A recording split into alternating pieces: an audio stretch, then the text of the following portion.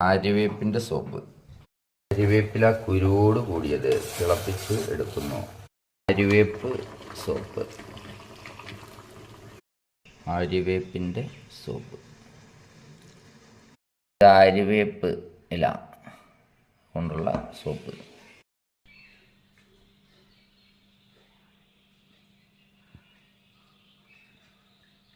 നമ്മൾ ഉണ്ടാക്കിയ Pierce soap.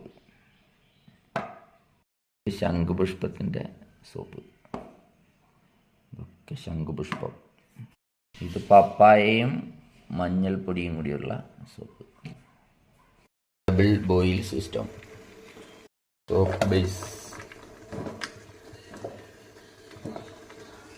നമ്മളെ പപ്പായ സോപ്പ് മഞ്ഞൾപ്പൊടിയും കൂടി മിക്സ് ചെയ്താണ്.